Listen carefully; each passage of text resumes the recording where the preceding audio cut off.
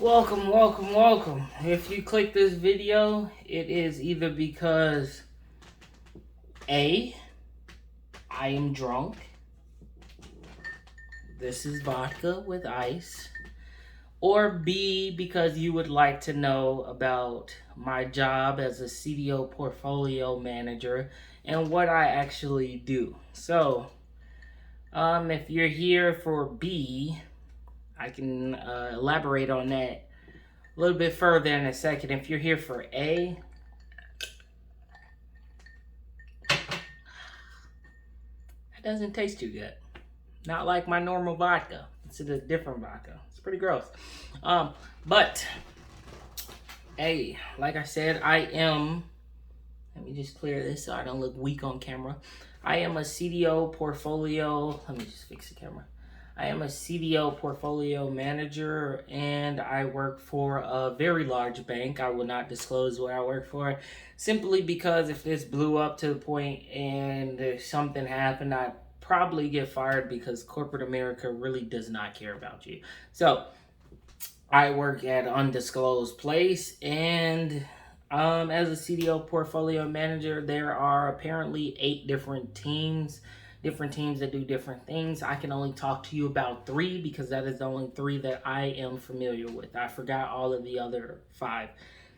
So what I do is I focus on wires. I focus on basically a lot of money gets moved around while you're doing what you're doing. You're off at the grocery store playing video games. Maybe you're getting drunk like I am. So basically, a lot of money gets moved around while you're not thinking about it. Millions, billions of dollars. Trillions? Probably. But billions of dollars gets moved around when you're not thinking about it, and that money all has to go somewhere. It's going from different counts. It's the people who borrowed paying off their lenders. They're doing regular monthly payments, stuff like that. So that being said, sorry, I had to grab something. That being said, that is what I do. A little bit. Sorry, I'm a little bit drunk, but I'm also a little bit unfocused because I do these unscripted. What I do is I talk about. No, sorry. I focus on wires that couldn't clear millions, thousands of dollars, sometimes even like $2.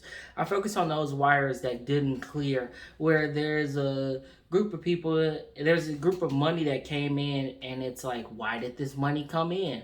Was it too much money? Was it not enough money? What can we do? How can we fix this? What is the solutions? There's 10. I haven't had this case yet, but I was gonna exaggerate and say 10 million. But there's $10,000 that we received, and we have no idea where it goes. Why do we have 10,000 extra dollars? That kinds of stuff. That's what my department does.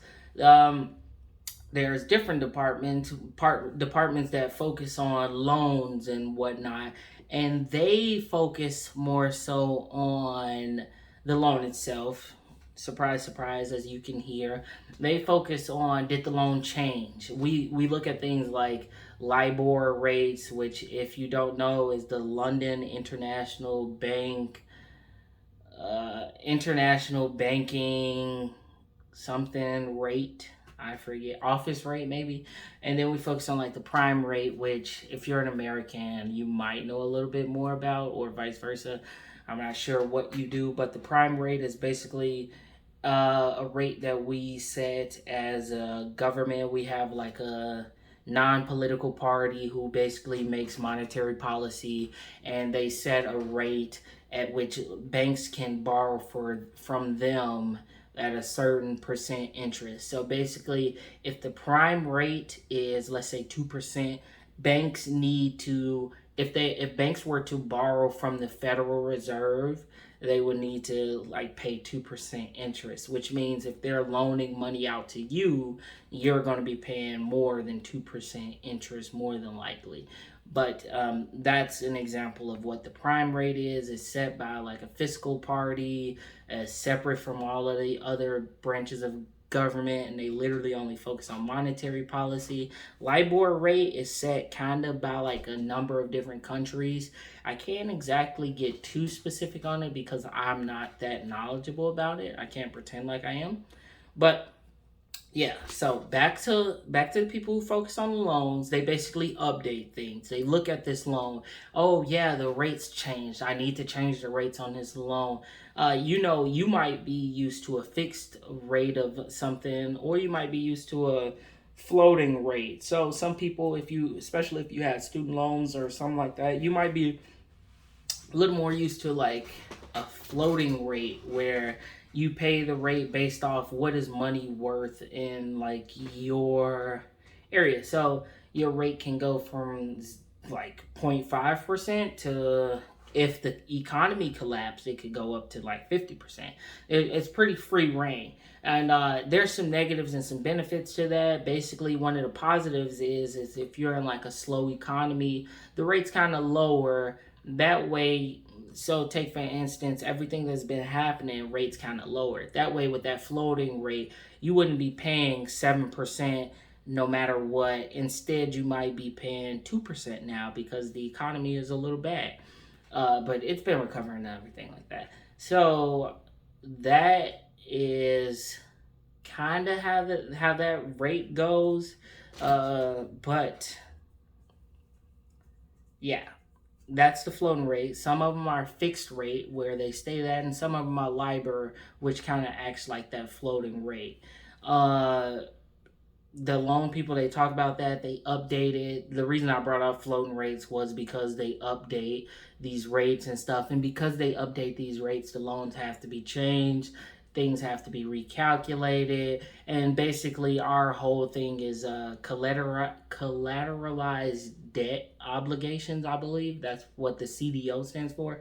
And basically, we need to collect that money and we need to know how much we need to collect. So that is what that department does. The ones who focus on loan deals focus on getting deals arranged. If it's like, I want to sell $1 million worth of assets, or I want to loan out $1 million worth of assets, and I want to loan them out at a rate of 2.3% or something like that. That's really more of the deal departments type thing where they focus on that. They take in these deals, they make credit agreements, so they might, it's not too much bickering back and forth. You kind of just take it, or at least the bickering back and forth doesn't happen on my level because I haven't heard about it whatsoever. So those people that kind of just take the deals, they make the deals, and they do those other things. What has my process been like learning CDO? If you don't know, I went to school for my statistics and economics degree, and this has nothing to do with some of it does overlap if I was doing deal and I was like calculating like interest rates and stuff like that. And I guess this would be something more suited towards a finance major, which is part of economics. But I didn't care too much about economics. I went to school for math because I love math and I am a math person at heart. I'm a nerd for math, all of that. So one, this is probably not the job for me. Probably will not continue to be the job for me. I would like to get some experience. I'm fresh out of college. So if you're like really math oriented and stuff like that, probably not the job for you. If you want to do pure math and that's the thing you want to do and all of that stuff, probably not it for you. Truthfully, I don't do any math really. I just solve like basically play detective for like, why didn't this go through. I don't do anything that like feels like math, which is what I want to do. I want to do like some coding or something, that feels like more technological, more mathematics. Data analysis was really like up my alley. That's what I was thinking about. But is it a pretty cool job? I'm working from home right now. I make pretty decent money, I guess. Nearly not what I should be making, but decent for a recent college grad, and only decent in the fact that I live in this area, I work from home, and I don't have no kids or many expenses. When it comes to student loans, I probably pay like, I got $11,000 in student loans, so not much. But yeah, if I'm trying to think if there's anything that I could elaborate on more about the job, but I'm still new to training. So I might make an update video and describe it some more. Right now, I've just been going through like learning some things about these different departments, what the job entails, what do I do. I did try to do some wires and whatnot, but even still, I am responsible. I could screw up and like mess up millions of dollars. The thing is, I'm not the one making those deals. I'm not the one like doing too much facilitating and all that stuff. It's not like I'm like calculating them out by hands and stuff. It's really like software and everything. So it's a little weird. It's a little weird, but yeah, I am a CDO portfolio manager. I work in Chicago. I'm not gonna keep my rate out. It's about 40,000. So I started through a staffing agency, which means that the position, if you get the position through without a staffing agency, you should be making more than that, definitely, because the staffing agency takes a little bit off the top. But yeah, it's all right. It's not too bad. Like I said, I work from home. Not a big deal. Um, I don't know if it's necessarily for me. I try to move into a different department. Again, the data analytics department seems like something I would learn to try. But if you're in, it's not necessarily me. No, I don't. But yeah, that's my opinion on it. I'm drunk, so I'm not gonna lie to you. The liquor reveals all. But if you have any questions, any specific kind of questions, I could probably answer those. Honestly, it just didn't come to my mind because no one asked me to make this video. I just made this video for myself. No one asked me to make it, like I said. So if you do have an idea, it's not redundant. I didn't miss over it. It's not stupid. I probably do know a little bit of something about it. I just didn't think about it because I didn't know this was a career path. I didn't even know this was a job until I started working it. So if you're wondering about this, if you saw movies like The Big Short or anything like that and you're just thinking about it, yeah, this is a job you could do. This is something that's decent. My manager is pretty cool. My coworkers seem pretty cool. It's not that I hate. It's not that I hate anything about the job. Like it's super like just defeating my soul and stuff. I just don't know if it's for me because I want to like work with numbers and do analytics and stuff.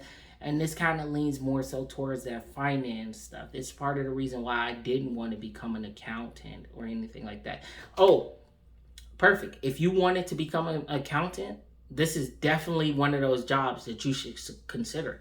This is definitely like right up that alley. It's like kind of like accounting, but a lot less of the math and trying to balance budget sheets and doing all that stuff because it's like a system. It's not just you. So it's not like you could embezzle funds or do all of that. No, you can't. But if you are into accounting and whatnot, this will probably be like up your alley. If you're into like pure mathematics and doing numbers and running out theorems and probabilities and stuff, this isn't for you, and so it's not for me.